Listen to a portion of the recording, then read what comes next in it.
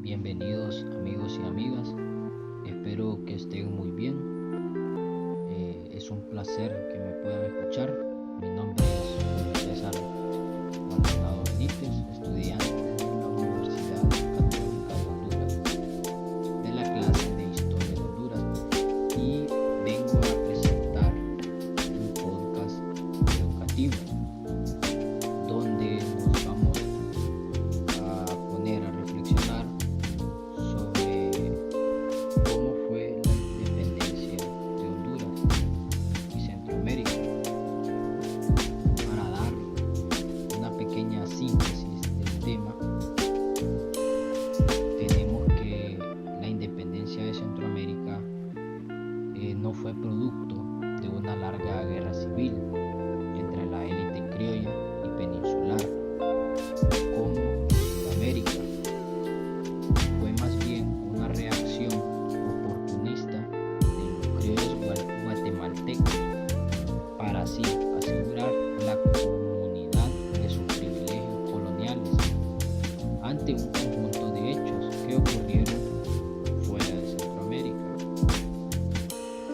Como pregunta reflexiva tenemos: ¿cómo fue la independencia de Honduras y Centroamérica?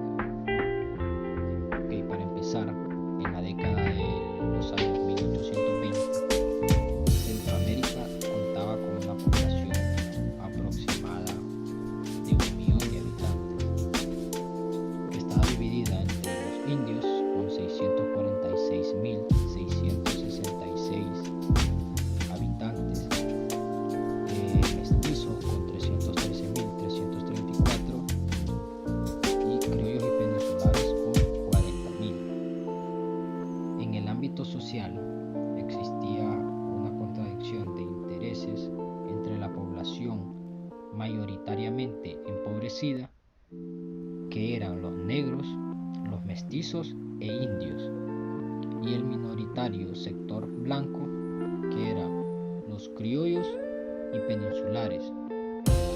Por otro lado, los controles militares y la influencia de la Iglesia contribuían igualmente al mantenimiento del orden social, al menos de la parte de las clases bajas. Esto no quiere decir que no hubiera manifestaciones de resistencia de parte de ellas a la explotación de que eran objetos. Sin embargo, las circunstancias mencionadas impedían el desarrollo de una insurgencia o rebelión que amenazara seriamente los intereses de la élite dominante. En realidad, los conflictos políticos antes, durante y después de la independencia de Centroamérica se dieron al interior de dicha élite, entre los criollos y peninsulares y entre los mismos criollos. Es dentro de la clase criolla que se formarán las dos corrientes políticas,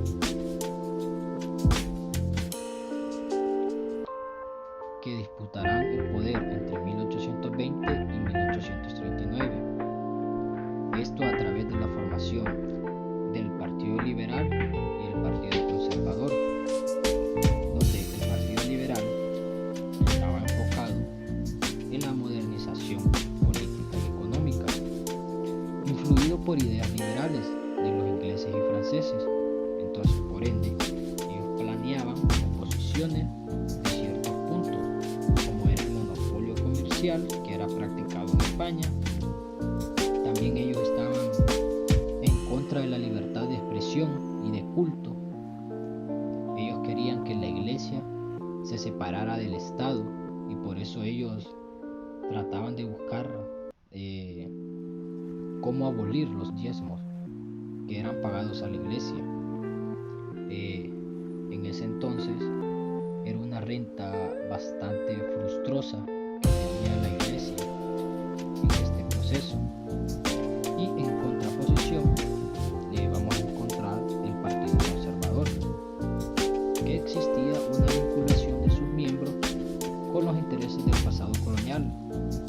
Ellos se caracterizaban por la unión de la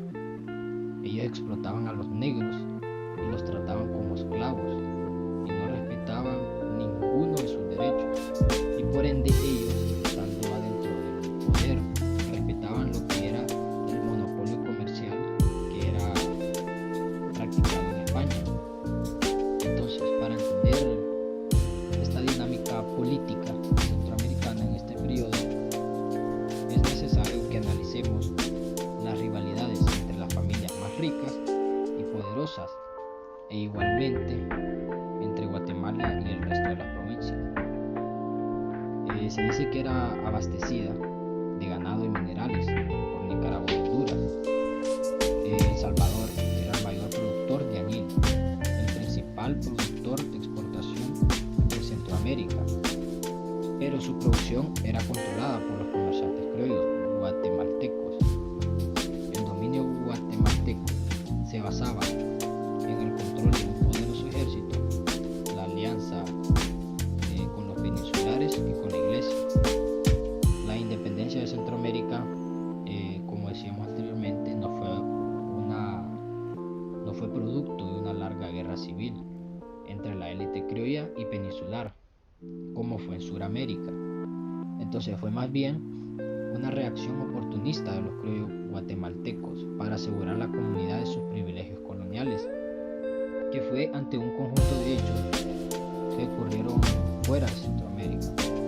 Entonces la guerra de clase y la revolución agraria frustrada no fue el caso de Centroamérica, pero sí el temor común que los liberales que controlaban ahora el gobierno español se pusieron en peligro los privilegios de la iglesia y de los criollos guatemaltecos y mexicanos. Entonces la independencia se alcanzó relativamente pacífica por lo siguiente: por las debilidades de interés de España por Centroamérica, ausencia de las masas indígenas y otras capas explotadas de la población en el movimiento independentista. La independencia de Centroamérica fue reaccionaria, conservadora, fue pacífica, pues resultó de la negación entre dicha élite y el último capitán, que fue el general Gabino Gaínza. Entonces en Centroamérica sería gobernada por una junta provisional constitutiva, que era integrada por Gaínza, José del Valle y el marqués de Aycinena. Entonces la élite política centroamericana pronto se desilusionó con la anexión, pues entonces ellos en breve estallaron una serie de conflictos entre el emperador Iturbide y el Congreso. Entonces finalmente estalló la guerra civil, que en marzo de 1823 acabaría con el efímero imperio. Valle y otros diputados centroamericanos regresan a Guatemala, donde un congreso de las provincias declara la independencia absoluta de Centroamérica, que fue el 1 de junio de 1823. Como otros puntos importantes que voy a mencionar, los monopolios solo podían ser vendidos por el rey, como el monopolio del aguardiente, el del tabaco y la pólvora, y uno de los más importantes que se utilizaba para actividad minera, que era el mercurio. Se independizaron todas las colonias en un espacio de tan solo 14 años. Otro punto importante es que Centroamérica fue independiente solo 4 meses. Se independizó en septiembre de 1821 y así posteriormente en enero de 1822 es donde se anexa al Imperio Mexicano. Ahí es cuando Iturbide manda una fuerza militar para que se materialice el hecho a cargo de Vicente Filisola, y después lo asumen como primer jefe de Estado de la provincia de Honduras, que formaba parte de la República Federal, al primo de don José Cecilio del Valle, que es Dionisio de Herrera, que a su vez era tío político del general Francisco Morazán.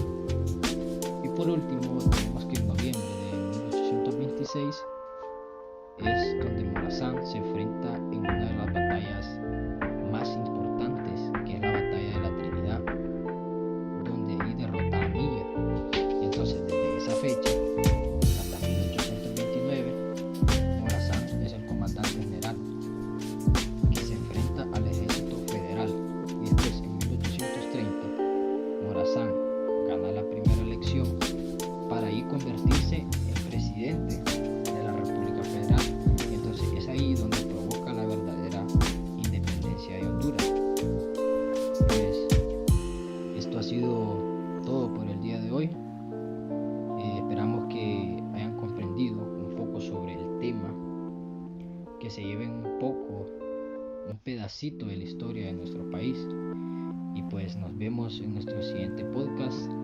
Gracias.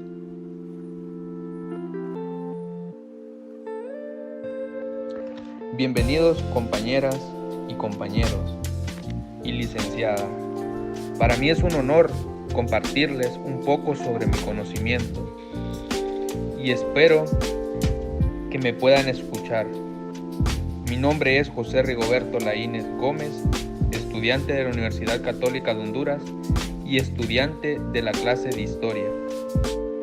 El objetivo general es dar a conocer un poco sobre los hechos que acontecieron y que se dieron en la República Federal de Centroamérica mediante un podcast educativo. El 4 de octubre de 1823 fue cuando la Asamblea Nacional Constituyente escogió como integrante del Supremo Poder Ejecutivo a Manuel José Arce, José Cecilio del Valle y Tomás Oharán. Fue a partir de ese momento cuando Centroamérica inició el camino hacia su ruptura como una unidad política. La labor del triunvirato sería preparar junto a la Asamblea la transición hacia el nuevo régimen mientras se elaboraba la Constitución Federal. En noviembre de 1826, el jefe de Estado de Honduras y primo de Valle, Dionisio de Herrera, escapó de un intento de asesinato y pues él culpó a Arce por el suceso. En marzo de 1827, Arce despachó tropas para Honduras y Herrera fue trasladado bajo arresto a Guatemala. Mientras tantas tropas de El Salvador iniciaron su marcha hacia la ciudad de Guatemala, el 13 de abril de 1829 la ciudad de Guatemala, que en ese entonces era el último fuerte de los conservadores, cayó frente al ejército liberal de Morazán. Luego Morazán fue el presidente de la República Federal, que fue entre 1830 y 1838. Fueron 2 periodos los que gobernó. Durante su gobierno implementó una serie de medidas fieles a que su ideario liberal, con las cuales varios estuvieron en desacuerdo. Asimismo, les voy a hablar qué sucedió en el periodo en 1823 a 1829. A partir de este momento, Centroamérica iniciaría el cambio hacia su ruptura como unidad política. Las rivalidades entre Guatemala y las provincias recobran fuerzas, comenzando por el desacuerdo en torno a definir el gobierno federal de Guatemala o San Salvador. Asimismo, el 13 de abril de 1829, la ciudad de Guatemala, el último fuerte de los conservadores, cae frente al ejército liberal de Morazán. El Congreso Nacional se reúne el 22 de junio de 1829 y declara traidores a Arce, a Gisena y a los principales líderes conservadores. Se decreta su exilio permanente. José Francisco Barrundia es nombrado entre tanto para concluir el periodo presidencial de Arce. A fines de 1829, la popularidad cosechada por Morazán le permite ganar las elecciones para la presidencia federal con 202 votos contra 103 de Valle. Este periodo en el que el gobierno federal procura profundizar medidas de corte liberal, Morazán pretendía proteger la manufactura local, la apertura de un canal interoceánico por Nicaragua, ruptura del monopolio comercial de los exportadores e importadores guatemaltecos. En lo educativo, impulsar la instrucción pública sin la injerencia de la Iglesia. Con la economía arruinada y la deuda federal aproximándose a 5 millones de pesos, la República ni siquiera podía pagar sus gastos administrativos normales ni sus obligaciones con los acreedores extranjeros, cuyos préstamos fueron en parte despilfarrados por Arce. Durante estos 2 periodos de Morazán, implementó una serie de medidas fieles a sus idearios liberales. Entre ellas, los terrenos realengos y baldíos se ofrecieron en propiedad privada con el objeto de estimular el mercado nacional y la agricultura de exportación. Tenemos también la separación de la Iglesia y el Estado. Esto incluirá libertad de cultos, secularización de cementerios, eliminación de los diezmos pagados a la Iglesia, matrimonio civil como los únicos válidos ante la ley y la educación laica.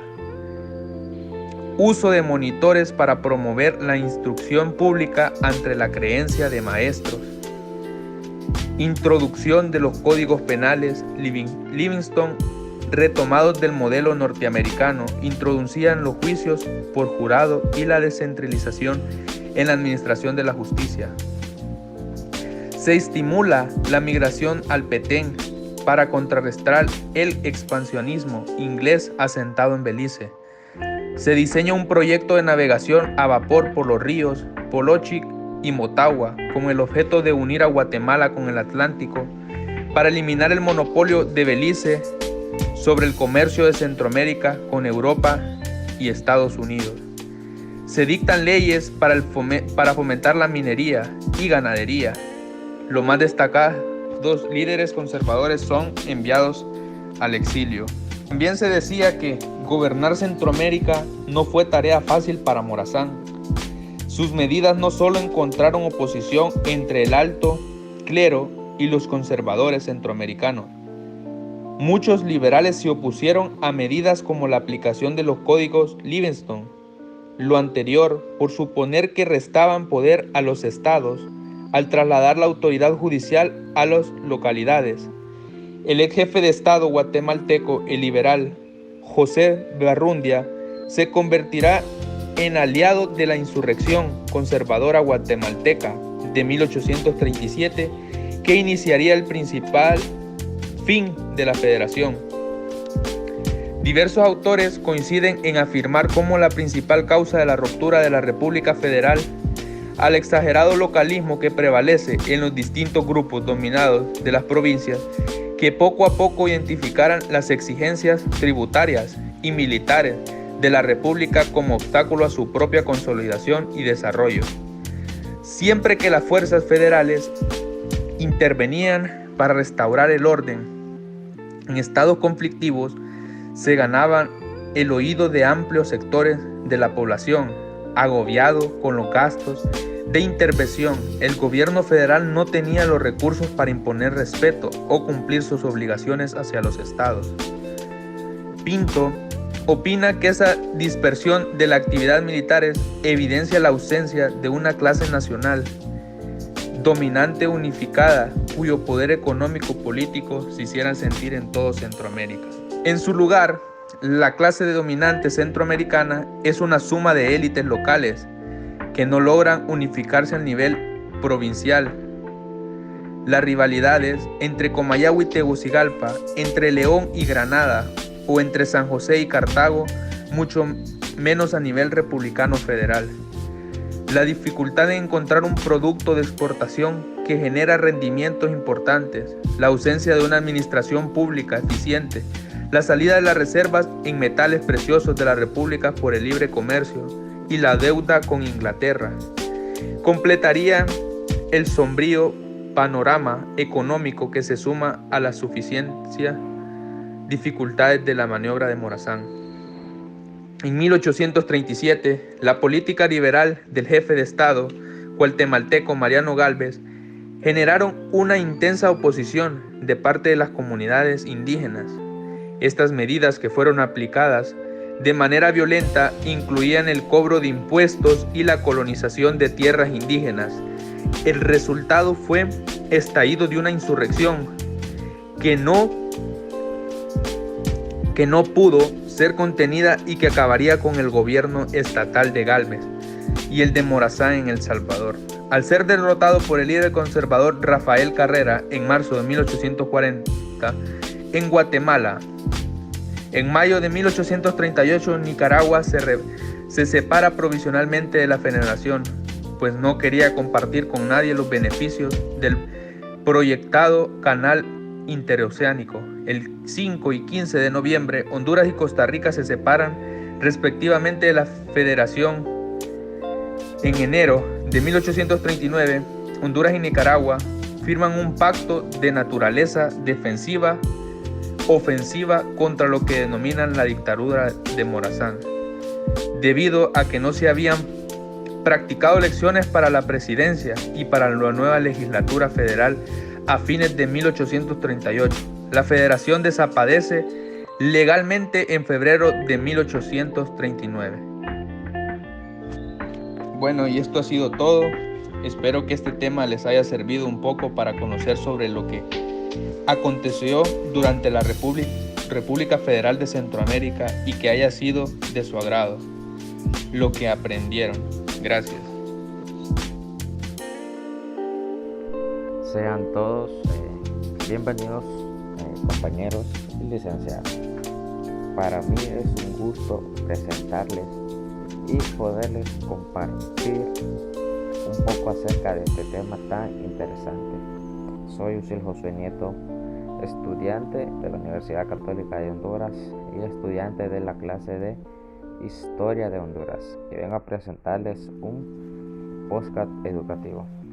Y como objetivo general es presentarles un podcast donde podamos ver y reflexionar y aprender y conocer sobre las generalidades del modelo liberal.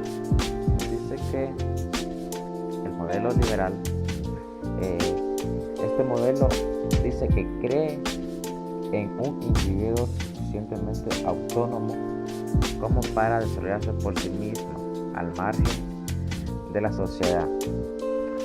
También es una filosofía y movimiento que defiende la libertad individual, defiende la igualdad ante la ley y la limitación de los poderes del Estado. Es también, podría decirse, una doctrina económica, la iniciativa privada y de libre mercado. Como actitud vital propone la tolerancia. También presenta corrientes muy liberalistas, pero en general defiende los derechos individuales, como el derecho de propiedad, la libertad de asociación, la libertad de religión y la libertad de expresión. También defiende el libre mercado, capitalismo y la igualdad ante la ley de todo individuo sin distinción de sexo, raza, origen o condición de la ley al que deben someterse los gobernantes. También nos dice en otro concepto que el liberalismo contemporáneo, que es, nos dice que surgió en la Ilustración y se popularizó rápidamente entre muchos filósofos y economistas europeos, y más tarde en la sociedad en general, especialmente entre la burguesía europea. Los liberales tenían un propósito que era buscar eliminar la monarquía absoluta, los títulos y las confesionalidades del Estado y el derecho dividido de los reyes, y fundar un nuevo sistema político. Eso era a lo que se basaban.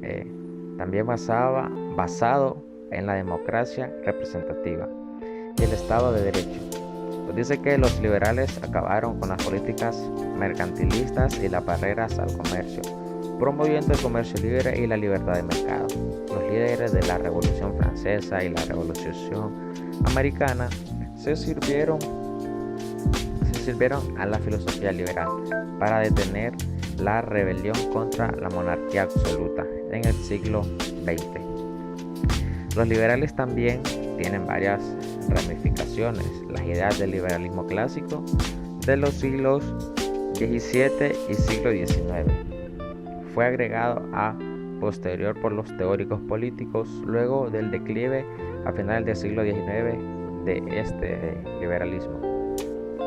En Europa, los llamados liberal conservadores, que se llamaban así por abogar las reformas más moderadas, suelen ser una rama más notable. También se ha señalado una divergencia entre las tradiciones liberales y la francesa.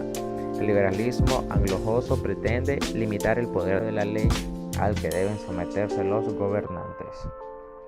También nos dice en otro concepto que el liberalismo contemporáneo, que es, nos dice que surgió en la Ilustración y se popularizó rápidamente entre muchos filósofos y economistas europeos, y más tarde en la sociedad en general, especialmente entre la burguesía europea.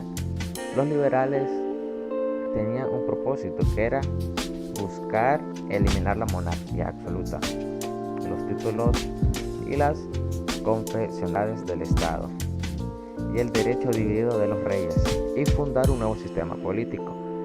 Eso era a lo que se basaban. También basado en la democracia representativa y el Estado de Derecho. Nos dice que los liberales acabaron con las políticas mercantilistas y las barreras al comercio, promoviendo el comercio libre y la libertad de mercado. Los líderes de la Revolución Francesa y la Revolución Americana se sirvieron a la filosofía liberal para detener la rebelión contra la monarquía absoluta en el siglo XX. Los liberales también tienen varias ramificaciones. Las ideas del liberalismo clásico de los siglos XVII y siglo XIX fue agregado a posterior por los teóricos políticos luego del declive a finales del siglo XIX de este liberalismo. En Europa, los llamados liberal conservadores, que se llamaban así por abogar las reformas más moderadas, suelen ser una rama más notable. También se ha señalado una divergencia entre las tradiciones liberales y la francesa. El liberalismo anglosajo pretende limitar el poder del Estado, mientras que el liberalismo francés pretende un Estado fuerte que garantice la igualdad ante la ley. Todo ante la ley. Bueno, de eso era lo que se basaba principalmente el liberalismo. Ahora nos dice que ¿qué es el liberalismo? Según la filosofía. Según la filosofía, es un liberalismo político, moral y económico que defiende la libertad, igualdad, la limitación del poder del Estado, así como la igualdad ante la ley. Otra de las características, tenemos muchas características, nos dice que ¿qué es el liberalismo político? Promueve las libertades civiles y económicas, oponiéndose al absolutismo y al conservadurismo. Constituye la corriente en la que fundamenta tanto el Estado de Derecho como la democracia representativa y la división de todos sus poderes. También tenemos la otra característica, que es el liberalismo económico. Dice que normalmente incluye dos aspectos interrelacionados, el social y el económico. El liberalismo social es la aplicación de los principios liberales en la vida política de los individuos, como por ejemplo la no intromisión del Estado o de los colectivos en la conducta privada de los ciudadanos y en las relaciones sociales. Existe plena libertad de expresión y religiosa, así como los diferentes tipos de relaciones sociales, ya sean de carácter amistoso, también puede ser amoroso o sexual, así como en aspectos de moralidad. Esta negativa permitía siempre y cuando sea sometida a aprobación por elección popular, usando figuras como referendos o consultas públicas, ya que dentro del liberalismo, siempre usando figuras como referendos o consultas públicas, ya que dentro del liberalismo siempre prevalece el Estado de Derecho y el Estado democrático. Planteamos una pregunta. Nos dice que la pregunta, ¿qué es el modelo liberal? ¿A qué nos referimos con modelo liberal? Les voy a responder esta pregunta que nos planteamos. Nos dice que se le identifica como una doctrina que propone la libertad y la tolerancia en las relaciones humanas. Promueve las libertades civiles y económicas, oponiéndose al absolutismo y al conservadurismo, como habíamos dicho en lo anterior.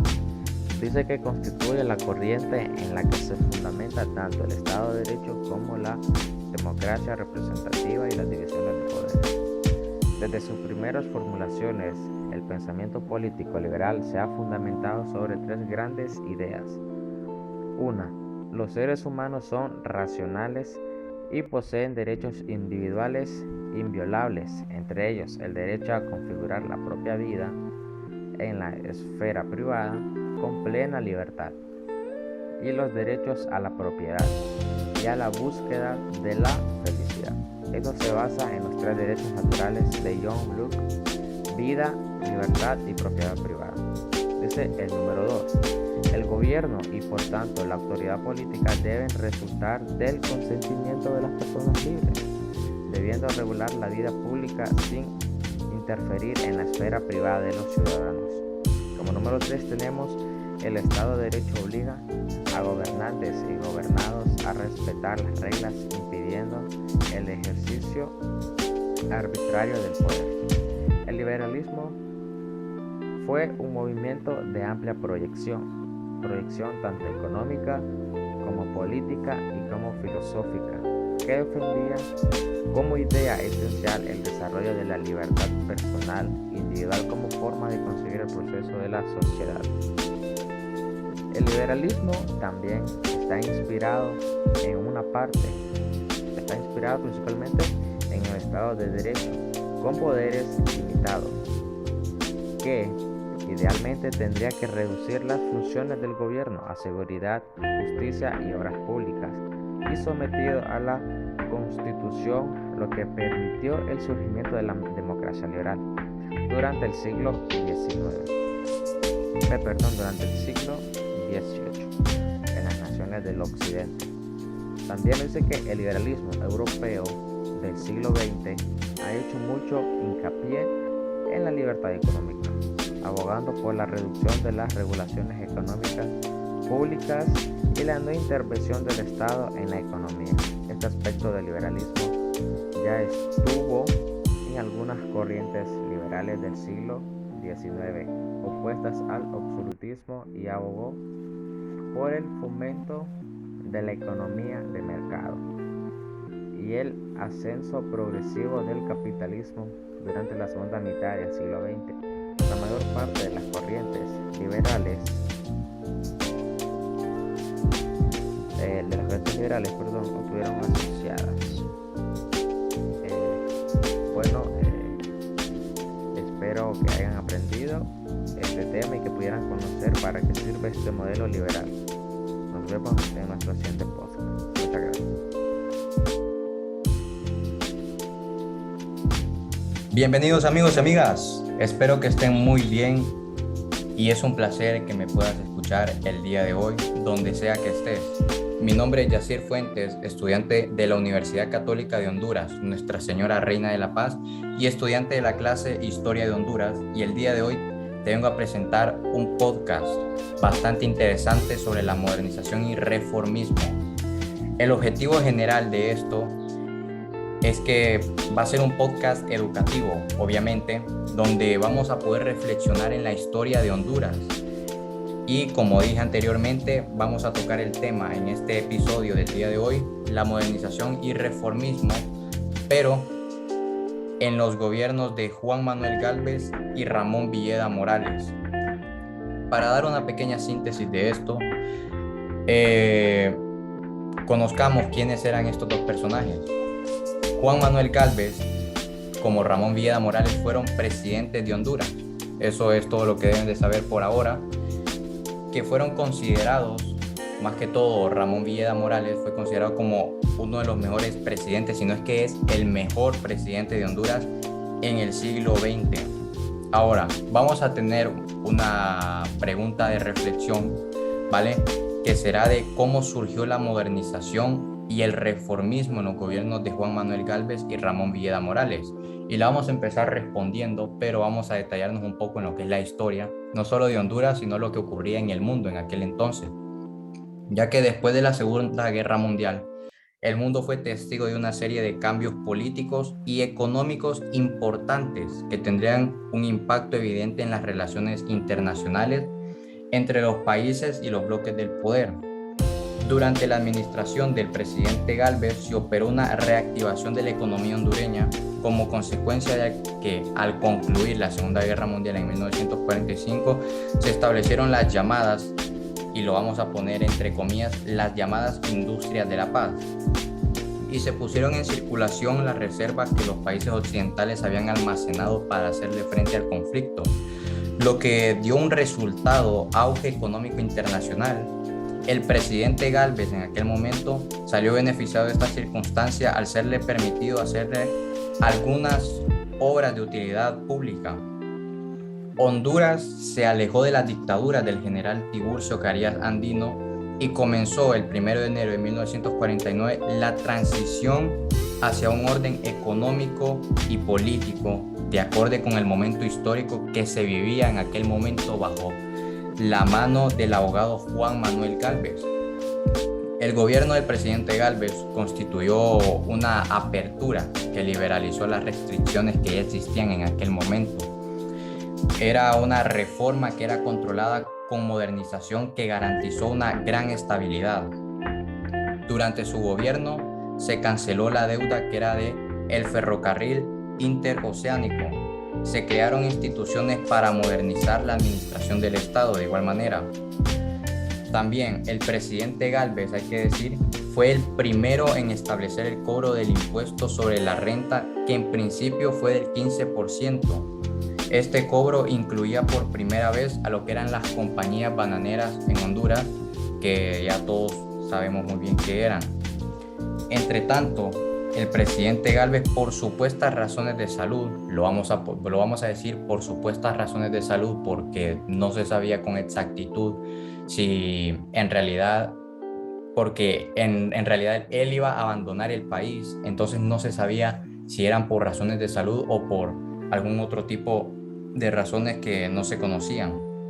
Y quedó como presidente al abandonar el país, como presidente de facto, su vicepresidente Julio Lozano Díaz. Si bien es cierto, el gobierno de Lozano fue una dictadura que a través de elecciones viciadas para lo que fue una frustrada Asamblea Nacional Constituyente. ¿Qué quiere decir? Que fue una dictadura que trató de legitimarse, ¿vale? Y Lozano era alguien con poder y que llegó a ser un dictador en aquel momento. Y le iban a dar un golpe militar el 21 de octubre de 1956, pero finalmente moriría en Miami el 20 de marzo de 1957. El golpe de Estado a Lozano marcó una gran emergencia en el ejército de Honduras como un actor político y con la capacidad arbitral desde ese entonces. El nuevo Congreso Nacional, y aquí es donde aparece José Ramón Villeda Morales, el nuevo Congreso Nacional que debía ratificar al nuevo presidente. Entonces, José Ramón Villeda Morales, por falta de mayoría absoluta en las elecciones, no se reunió. Lo curioso de esto es que las dos facciones nacionalistas se pusieron de acuerdo para no asistir a tal evento. Tal y como la Junta Militar después había prometido, convocó a la elección para elegir una nueva Asamblea Nacional Constituyente en septiembre de 1957, que curiosamente esta asamblea la iba a ganar nada más y nada menos que Villeda Morales. Sin embargo, al controlar mayoritariamente la asamblea y previo a llevar a cabo un pacto secreto con las Fuerzas Armadas, a través del cual le otorgaron una gran autonomía, él logra que la asamblea lo nombre presidente, sin llevar a cabo para ello las elecciones generales, cual era la promesa de la Junta del pueblo hondureño. Villeda Morales, junto a Juan Manuel Gálvez, como lo dijimos en una pequeña introducción para este podcast, se consideran como los mejores presidentes de Honduras durante el siglo XX, pero como lo habíamos dicho, se considera como a Ramón Villeda Morales como el mejor del siglo XX y el mejor para Honduras, obviamente, del siglo XX. Pero claro, como cualquier otro, las críticas a menudo se les puede hacer, pero en el peso de la contribución a que tuvieron a la institución pública en Honduras y sus políticas y obras de interés social son las que determinan esto. Natalini, que es un historiador, considera que el gobierno de Villeda fue uno de los más progresistas que ha podido tener en Honduras. Ojo, uno de los más progresistas que se ha podido ver en Honduras en el siglo XX. Con este se ampliaron las obras en infraestructura, la educación recibe un poderoso estímulo en primaria y secundaria y se aumentó de dicha manera el presupuesto universitario. En política exterior, Villeda Morales se mantuvo firme y leal a los intereses norteamericanos de la Guerra Fría. En 1961 rompió las relaciones diplomáticas con Cuba tras la revolución que estos tuvieron y esto llevó al poder a Fidel Castro. Tres sectores que era cuando empezaron a materializar el golpe de Estado a Villeda Morales, tres sectores tenían motivos para materializar este golpe de Estado, el 3 que lo iban a provocar el 3 de octubre de 1963. Faltando menos de un mes para celebrar las elecciones, que había mucha seguridad que el Partido Liberal había ganado, las Fuerzas Armadas interrumpieron el periodo presidencial de Villeda Morales. Y finalmente, José Ramón Villeda Morales tuvo un golpe de Estado, el cual fue muy, pero muy sangriento, ya que este dejó a miles de civiles muertos. Para concluir un poco de lo que hemos visto, podemos dictaminar que tanto el gobierno de José Ramón Villeda Morales y Juan Manuel Gálvez fueron de una u otra manera buenos, las cosas como son, pero ya que claro, no se podían considerar como grandes presidentes de Honduras si así no fuera. A pesar de ello, trajo varias cosas alrededor de esto, ya que fueron gobiernos que en sí es cierto que fueron muy buenos. También en muchas de las etapas de su gobierno se pudieron ver algunos conflictos internos que se produjeron más con las Fuerzas Armadas, porque las Fuerzas Armadas tenían un papel fundamental, como siempre, fueron los que lo llevaron a este conflicto. También podemos recalcar lo que fue Lozano, que fue un dictador que ejerció una dictadura en Honduras en aquel momento y producto del abandono de Juan Manuel Gálvez a Honduras por las supuestas razones de salud, como habíamos mencionado, ya que no se sabía con exactitud por qué había abandonado Juan Manuel Gálvez la patria. Mientras tanto, vemos cómo Villeda Morales tuvo sus buenos actos, pero no un final muy digno, se podría decir digno, ya por el hecho de este golpe de Estado tan sangriento que afirmaban los medios de nuestro país, que fue demasiado sangriento, afirmaban en aquel momento. Pero aún así hay que recalcar, como dicen los historiadores, considerado uno de los mejores presidentes que tuvo Honduras durante el siglo XX e hizo grandes cosas en Honduras durante ese mandato. Finalmente espero que hayan podido aprender mucho sobre este tema. Agradezco demasiado si se quedaron hasta el final del podcast, que seguro nos va a hacer retroalimentar, nos va a hacer conocer mucho más la historia de nuestro país, conocer estos grandes presidentes, entre otras cosas que pasaron, eventos, hechos, como quieran llamarlo, ya que es muy interesante y es algo que creo profundamente que debemos de conocer como hondureños, la historia de nuestro país, los sucesos que han pasado, por qué se dan este tipo de cosas, por corrupción, por delincuencia, entre otras cosas. Y finalmente, pues, nos vemos en nuestro siguiente podcast para seguir aprendiendo más sobre la historia de Honduras y poder adquirir más conocimiento poco a poco. Gracias. Bienvenidos amigos y amigas, espero que estén muy bien. Es un placer que me puedan escuchar. Soy Margel Tercero, estudiante en la Universidad Católica de Honduras y de la clase de Historia de Honduras vengo a presentarles un podcast educativo sobre el conservadurismo al reformismo militar. En este podcast podremos encontrar, conocer y analizar sobre lo que aconteció en el conservadurismo y reformismo militar en el año 1963 a 1972. Hoy les voy a contar un poco sobre lo que fue el general Osvaldo López y sobre Ramón Ernesto Cruz en la historia contemporánea de Honduras. Para resumirles un poco quién fue el general Osvaldo, él nació el 30 de junio de 1921 en Danlí y murió el 16 de mayo del 2010 en la ciudad de Tegucigalpa. Él fue un militar político, empresario y dictador hondureño, 42º presidente entre 1963 y 1971 y 44º presidente de la República de Honduras entre 1972 a 1975.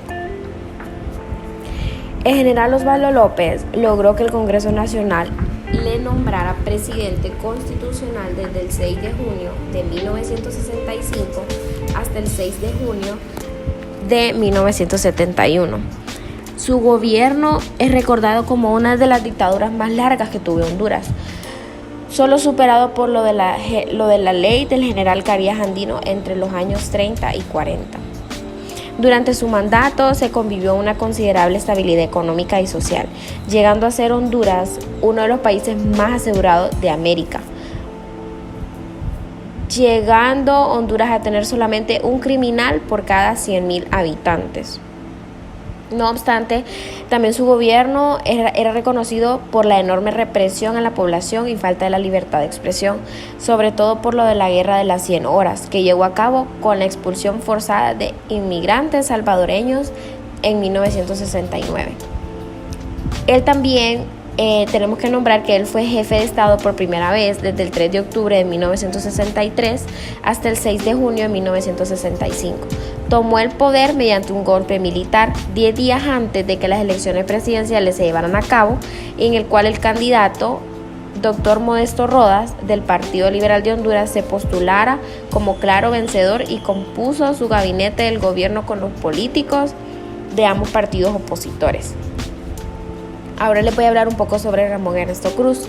Él nació el 4 de enero de 1903 en Cantarranas y falleció el 6 de agosto de 1985 en Tegucigalpa. Él fue un abogado, catedrático universitario, fue un político y 43º presidente de la República de Honduras entre el 7 de junio de 1971 hasta el 4 de diciembre de 1972. Él tuvo muchos cargos públicos, pero hoy solo les mencionaré 6. Uno de ellos fue que desde 1929 hasta 1943 él desempeñó el cargo de juez de letras del departamento de Francisco Morazán en las ramas criminal y civil. También cabe recalcar que desde 1943 a 1945 él ejerció los cargos del magistrado de la Corte y de Apelación de Tegucigalpa, departamento de Francisco Morazán. También de 1945 a 1946, él ejerció la Fiscalía del Consejo del Distrito Central. Él fue candidato de la presidencia de la República en 1963. Logró llegar a ser presidente de la República de Honduras a 1971 hasta 1972. Y también fue presidente de la Comisión Jurídica Nacional que elaboró los anteproyectos del Código Penal, Ley de Adultos y Conmutas, Ley Orgánica del Régimen Carcelario, Penitenciario y Código para Menores en 1954. La pregunta de este podcast sería: ¿cuáles eran las razones de la guerra hondo-salvadoreña? El 14 de junio de 1969, el ejército salvadoreño invadió por distintos puntos del territorio hondureño. Eran superior en preparación y en efectivos, eran 8.000 contra 2.500.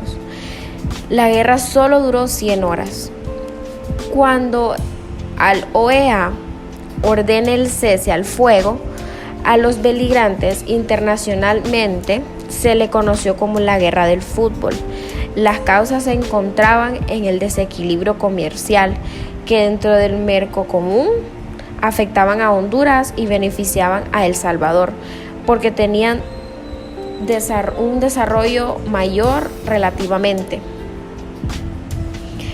La movilización masiva por la defensa nacional redujo espacio para cualquier proyecto fraudulento y represivo posterior por parte del gobierno.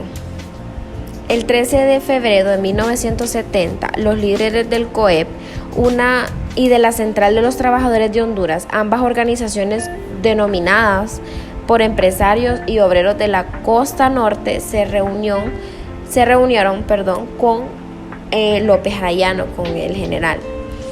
El plan era ubicar a López y a las Fuerzas Armadas como posibles garantes del reformismo por la élite laboral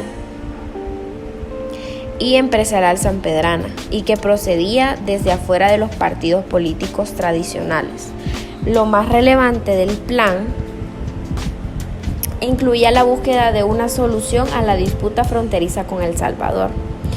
También la coordinación entre todos los sectores de la preparación y puesta en práctica de un plan de desarrollo, darle continuidad a la ley de la reforma agraria.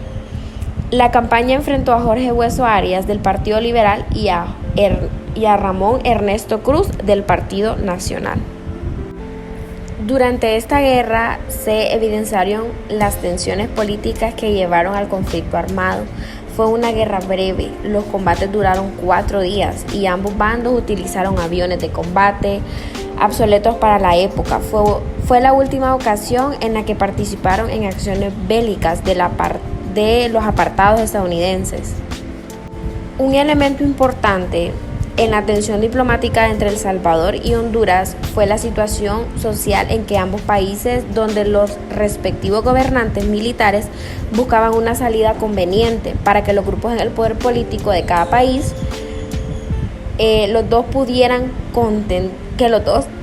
ser contendientes y se caracterizaran por tener una economía nacional basada en la producción de la materia prima de origen agrícola, al ser muy escaso el poderío de la industria y del sector servicios de ambas economías. Una gran parte de la población de los dos países estaban formadas por campesinos sin tierra, quienes trabajaban como jornaleros en fincas de grandes terratenientes. Los grandes hacendados controlaban la mayor parte de las tierras cultivables en El Salvador desde los años 1920, puesto que los sucesivos gobiernos salvadoreños habían rechazado todo proyecto de contribución de tierras a campesinos pobres. Esto llevó a la emigración constante de campesinos salvadoreños a la región de Honduras, cercanas a las fronteras con El Salvador, cuya extensión territorial equivale al 20% del territorio hondureño, pero cuya población era más numerosa que la de Honduras. La sobrepoblación de El Salvador halló una válvula de escape en la migración de campesinos salvadoreños a Honduras, país con menos población y con demanda de mano de obra no cualificada, al punto que hacia 1969 300,000 jornaleros salvadoreños viviendo en Honduras, donde formaban casi el 20% de los peones rurales de dicho país. Esto permitía que la élite de El Salvador reduciera la alta densidad demográfica de su país sin ser sacrificados sus intereses financieros, evitando todo posible reparto de tierras. Y ya como para ir finalizando, en 1969 la situación cambió en Honduras. Los grandes terratenientes hondureños también experimentaron la expresión social de tener grandes masas de jornaleros sin tierras que podían ser fuentes de revueltas contra el gobierno. Para paliar el descontento de los campesinos de Honduras, el presidente Osvaldo López Arellano decidió realizar una reforma agraria sin afectar a los grandes propietarios de las tierras, entre los que se controlaba una empresa estadounidense, dueña del 10% de la tierra cultivable en Honduras. Esto generó una percusión de salvadoreños en Honduras por el escuadrón clandestino La Mancha Brava, surgiendo en los meses previos a la guerra. Esta formación militar asesinó y detuvo una gran cantidad de salvadoreños en la zona fronteriza, lo que produjo un regreso masivo a El Salvador y agudizó las situaciones entre los otros dos países. Y hasta aquí llega el podcast educativo. Espero que este podcast haya sido de su agrado, hayan aprendido un poco sobre lo que sucedió en Honduras en el año de 1963 y 1972. Nos volveremos a ver en el siguiente podcast. Feliz día y bendiciones.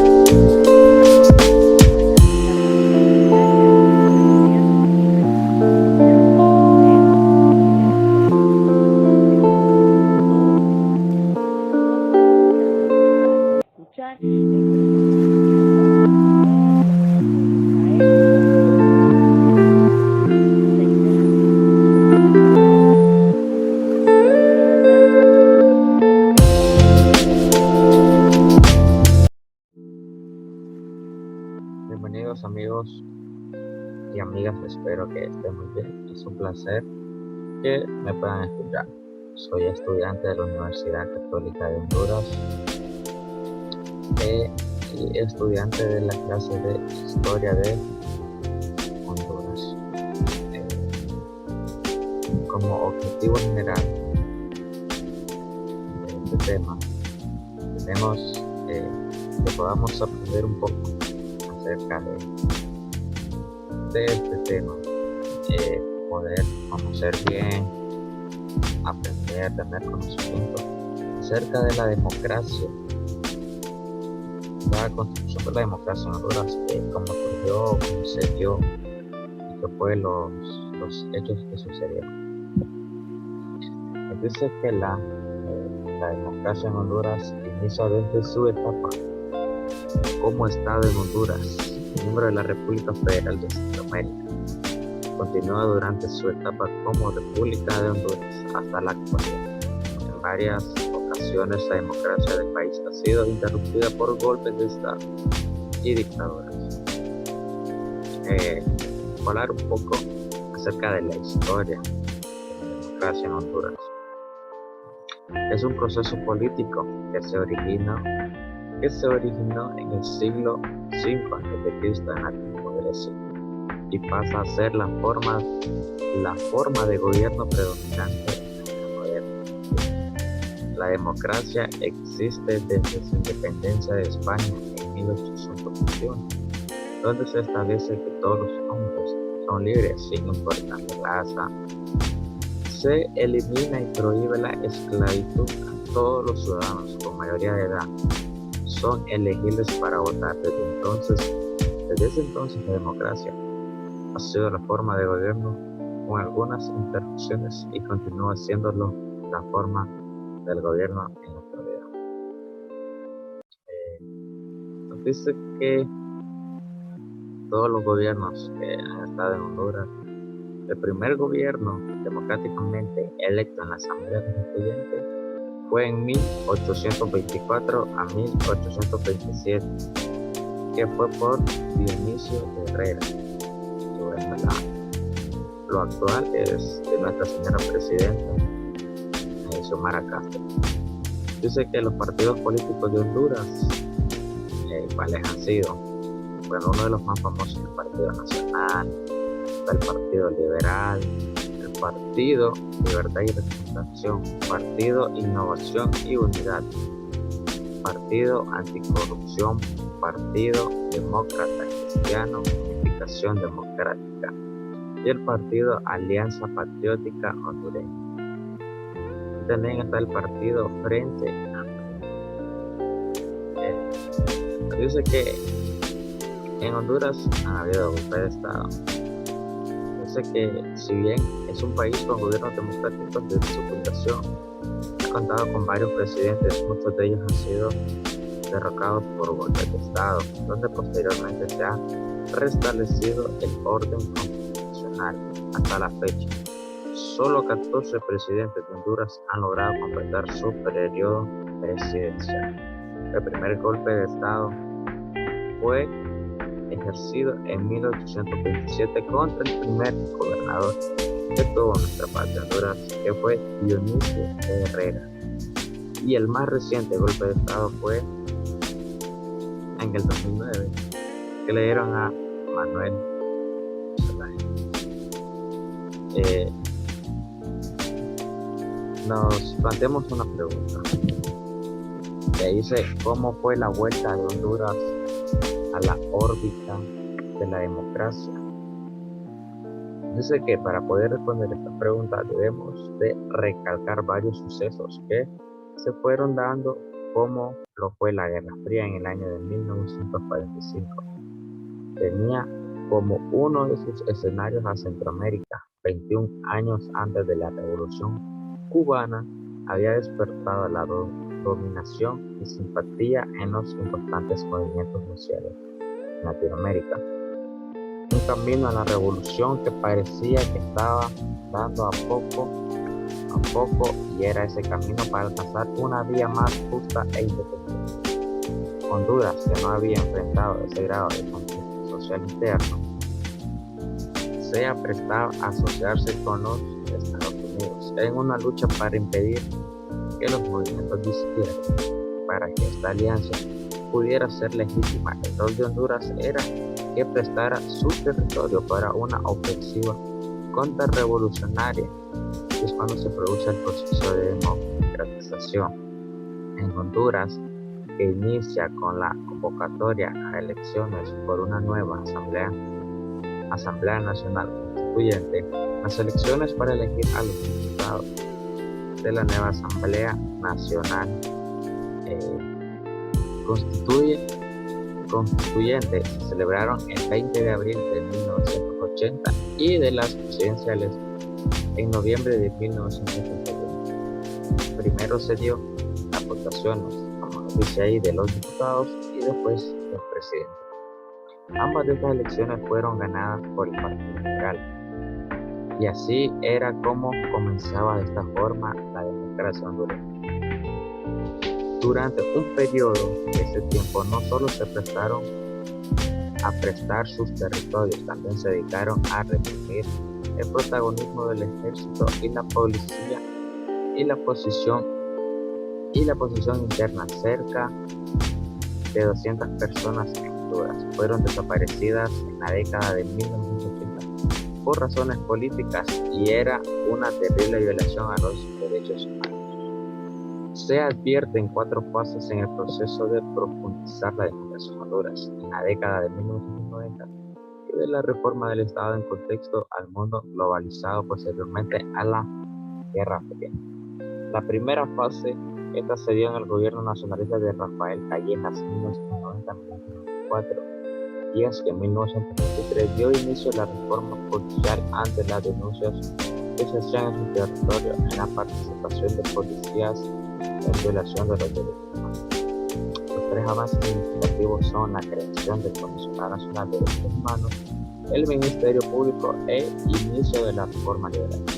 La segunda fase, siendo presidente Carlos Roberto Reina, es cuando se da el proceso de desmilitarización de la sociedad en 1993 y 1997.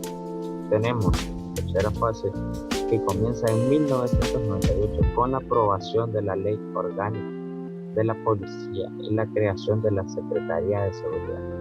Esta era bajo el mando civil y desaparece el cargo de jefe de las Fuerzas Armadas. El ejército se subordina completamente al poder civil mediante la creación de ministerios de defensa.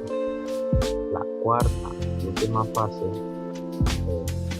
acuerdos políticos por presidentes de las 5 partidos políticos constituyentes. Implicar reformas a partidos políticos, la ley electoral, estructura del Estado, entre muchas cosas. Estamos hablando sobre las fases que hubo para poder, las fases que se dieron para la democracia. Es una de las fases más, por decirlo así, más importantes que nos dejan. Bueno, muchas gracias por su atención y espero que hayan aprendido un poco acerca de este tema. Muchas gracias por su atención.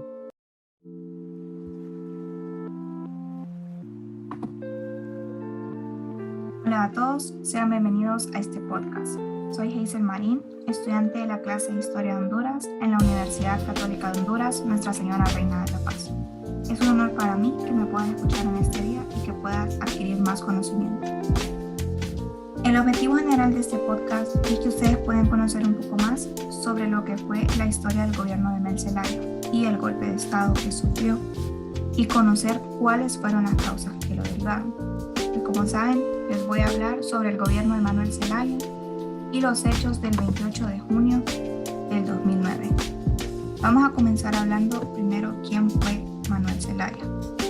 Pues José Manuel Zelaya Rosales, nacido en Catacamas, Olancho, el 20 de septiembre de 1952, también conocido como Mel Zelaya, es un político hondureño, quien fue el 7º presidente de la República de Honduras desde el retorno a la democracia en 1982.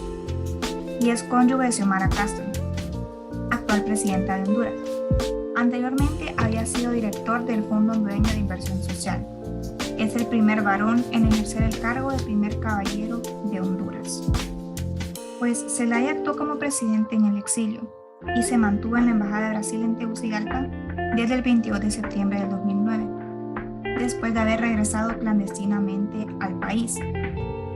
El 27 de enero del 2010 abandonó el país con rumbo a República Dominicana por medio de un salvoconducto que había sido firmado por el nuevo presidente Porfirio Lobo Sosa.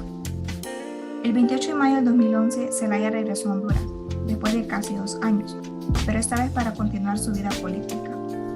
Fue ahí cuando se fundó el Partido Libertad y Refundación, que superó al tradicional Partido Liberal en las posteriores elecciones generales, logrando ganar la presidencia en las de 2021. Se desempeña como coordinador general de ese partido político.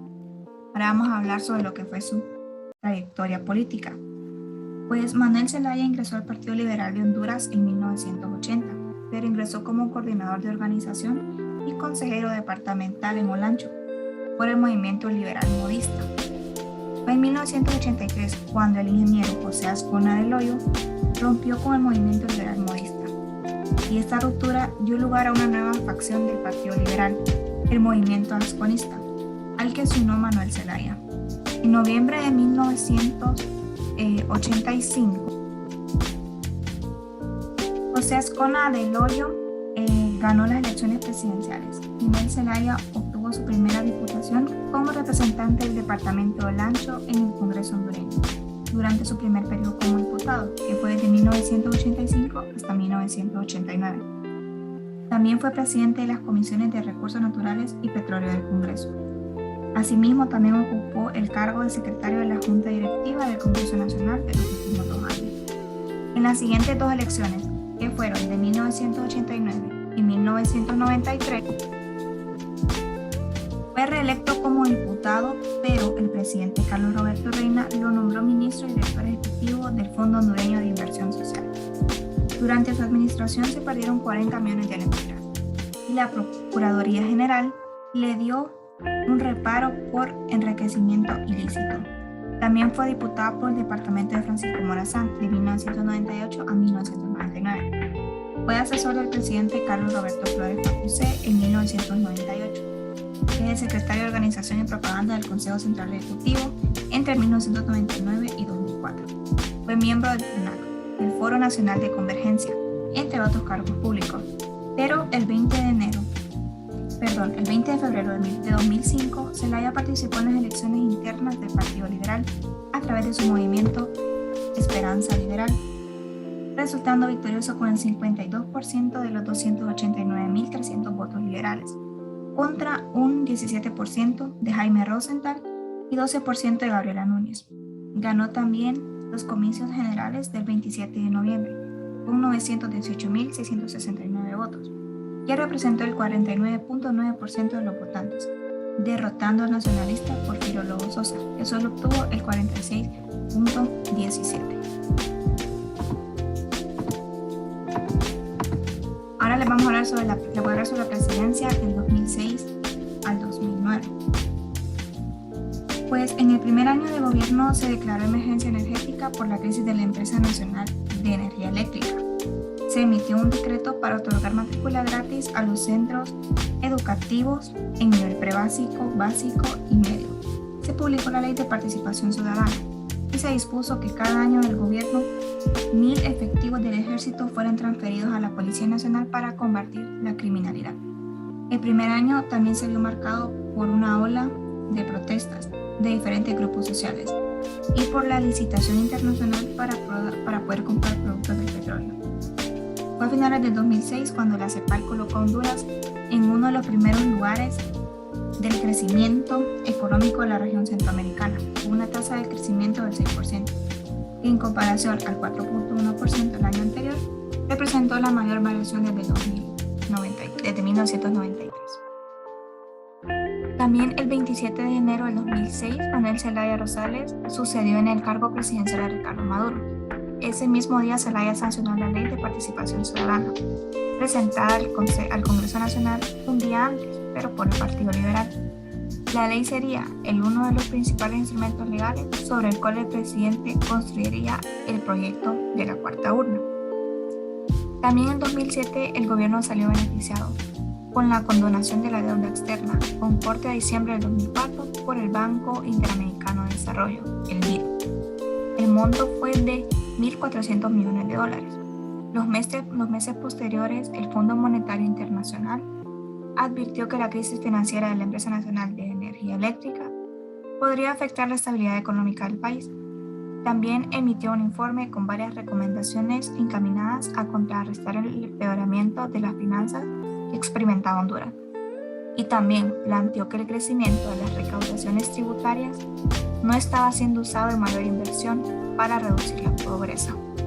También en 2007 hubo un aumento del 9.7% al salario mínimo y otro del 11% en diciembre de 2008 de que se decretó un aumento. Ahora les voy a hablar los hechos del 28 de junio del 2009. Pues ustedes se preguntarán con qué comienza esto. Pues esto comienza con tratar de evitar que se llevara a cabo la encuesta sobre la instalación de la cuarta urna, que era una consulta popular, en la cual el pueblo decidiría la convocatoria a una Asamblea Nacional Constituyente, que modificaría la Constitución, pero la Fiscalía General, la Corte Suprema de Justicia y el Congreso de la República declararon ilegal la consulta. También se le acusaba de querer implantar un modelo socialista, y la ideología de este modelo era buscar la igualdad de la sociedad. Y por decirlo así, esto fue lo que ocasionó que se le diera golpe de Estado, ya que las personas creían que la instalación de la cuarta urna sería para que el presidente se pudiera reelegir. Luego, fuerzas especiales del ejército allanaron la vivienda del presidente y procedieron a expatriarlo a Costa Rica. Cuando se dieron estos sucesos, se interrumpió el servicio de energía eléctrica y los medios que estaban identificados con la posición del presidente Zelaya fueron bloqueados. Estos canales eran Radio Progreso, Radio Globo, Canal 8, Canal 36 y Canal 11, entre otros. Y los radios y televisoras identificadas en oposición a Mel transmitían programas deportivos, religiosos, etc., como si nada estuviera pasando. Pues también fue a la 1 de la tarde cuando se dio a conocer mediante una cadena nacional de radio y televisión la historia oficial por parte de los poderes que quedaban. Desde la sede se transmitía una sesión extraordinaria en la que se leían presuntos delitos cometidos por Zelaya y también una presunta carta de renuncia, donde se decía que estaba justificada por razones de salud y porque él trataba de devolverle la paz a la República. Recordando un poco de las cosas buenas que trajo el gobierno del expresidente Manuel Zelaya Rosales, pues pudimos ver pues la condonación de la deuda externa, también el aumento del salario mínimo, que fue, en ese entonces estaba en 3.400 lempiras y aumentó a 5.000 lempiras, aunque esto pues trajo problemas a lo que fue la empresa privada. Y también había un proyecto donde se cambiaban los bombillos amarillos a blancos, porque esto decía que ahorraba energía eléctrica. Bien, ahora tenemos lo que es la pregunta de reflexión. Tenemos que ¿cuál fue la crisis política hondureña derivada del 28 de junio de 2009? Pues fue de acuerdo al historiador Marvin Barahona que esta crisis política hondureña que fue derivada del 28 de junio de 2009 pues revela la ruptura de una continuidad en la práctica política de las élites hondureñas, que fue restablecida desde 1982, porque es decir, el modelo bipartidista de gobierno. Pues fueron 3 momentos de la historia, que fue en 1924 a 1936, 1949 a 1963 y de 1982 al 2009. En este último fue cuando Barahona sugiere que más que una transición a la democracia, lo que ocurre en Honduras es la restauración del bipartidismo, que fue interrumpido con la dictadura de Carías en 1936 y en 1963 por el golpe militar. Pues dicho modelo bipartidista ha tenido como resultado perverso la ficción de un Estado de Derecho, que se mantiene en pie para proteger la impunidad y pues garantizar la hegemonía de unos pocos. Y esto ha creado una institucionalidad formal que está al servicio de esa minoría.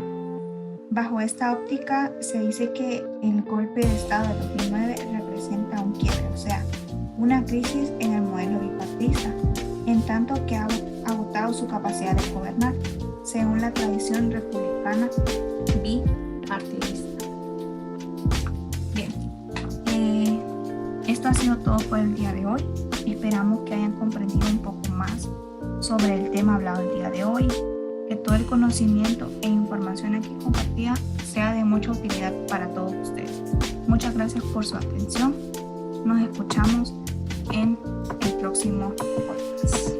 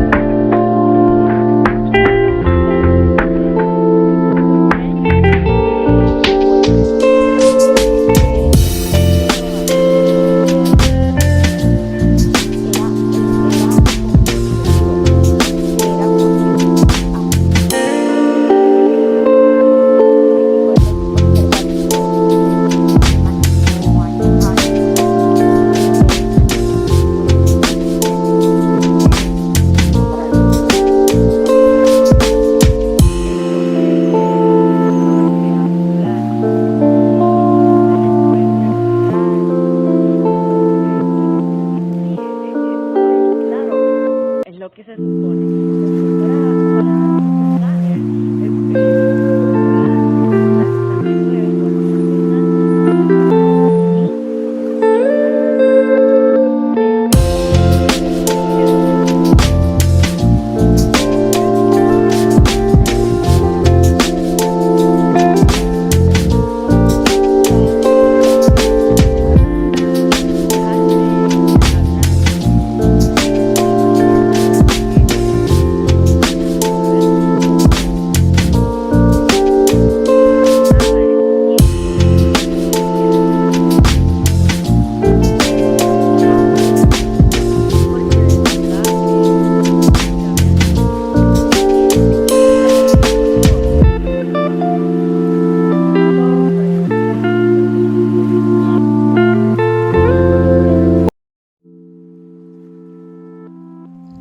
Bienvenidos compañeros y licenciada a este último capítulo del podcast. Esperamos lo puedan disfrutar mucho y que puedan prestar atención al tema que compartiremos el día de hoy.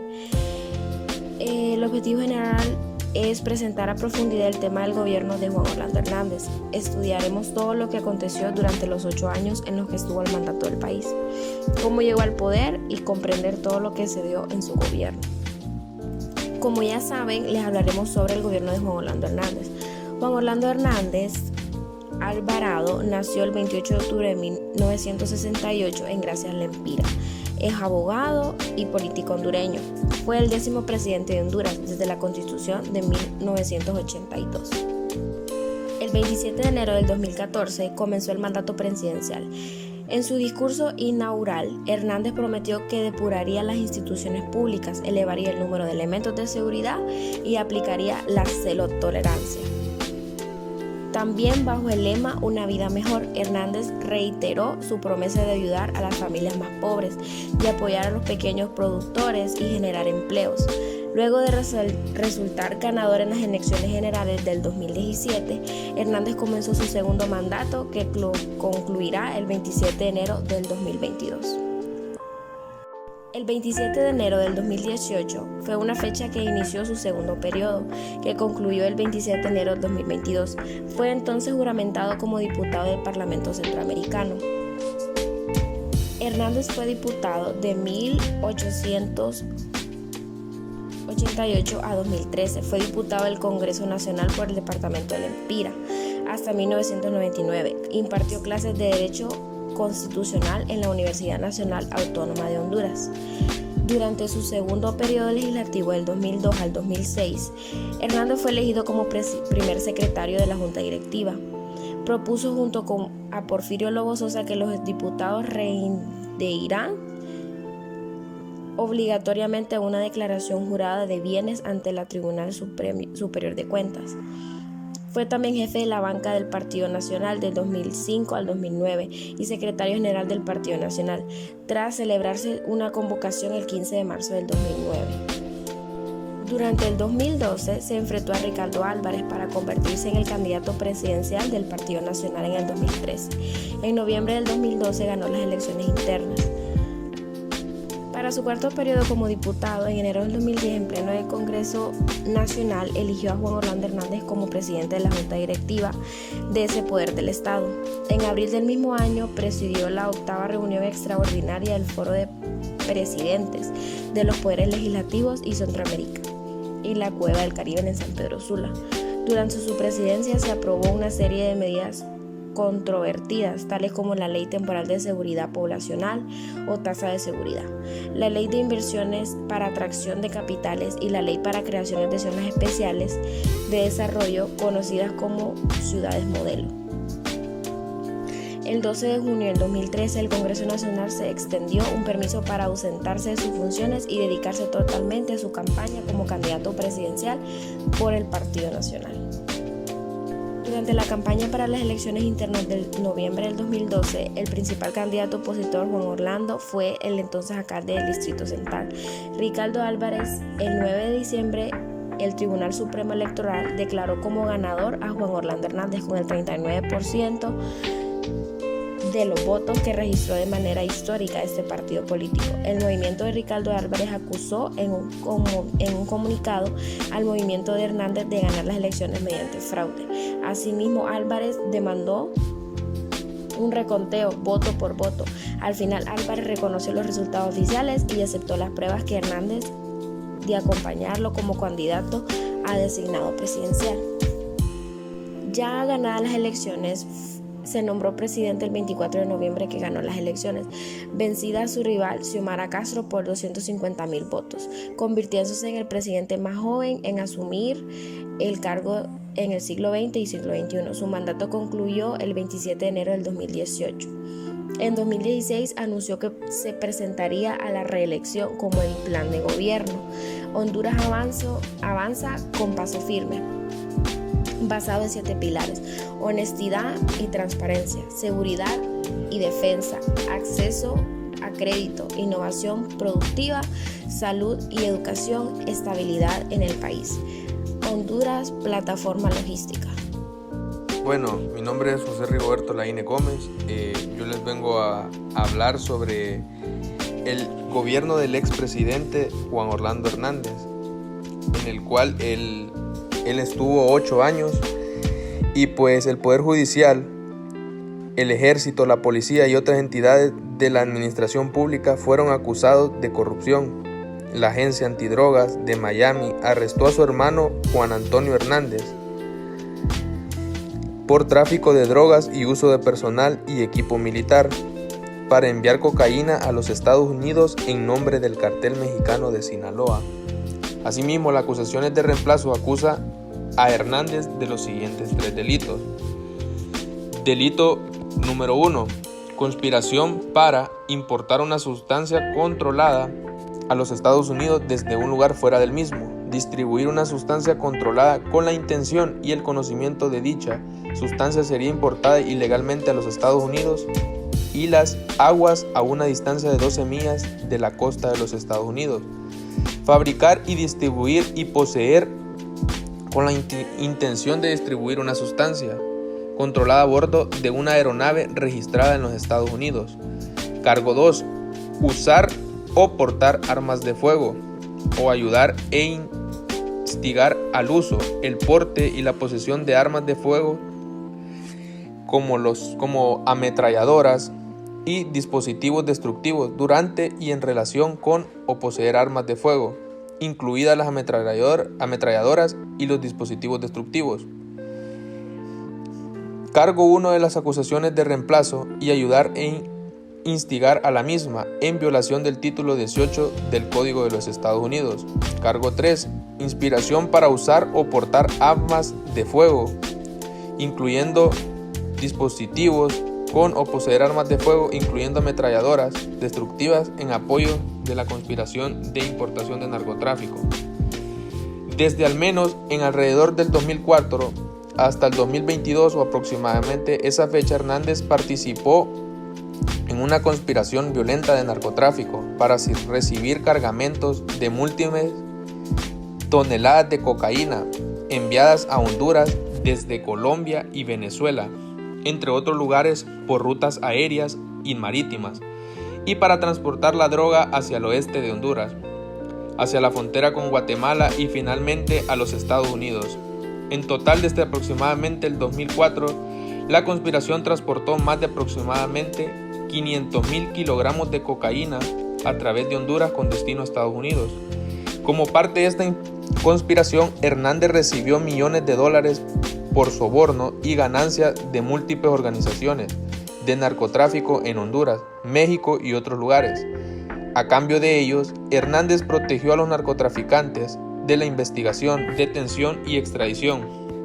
Hizo que se proporcionara información sensible de las fuerzas policiales y militares a los narcotraficantes para ayudarles en sus actividades. Hizo que miembros de la Policía Nacional de Honduras y de las fuerzas militares protegieran cargamentos de drogas en Honduras y permitió que se cometieran actos de violencia brutales sin consecuencias.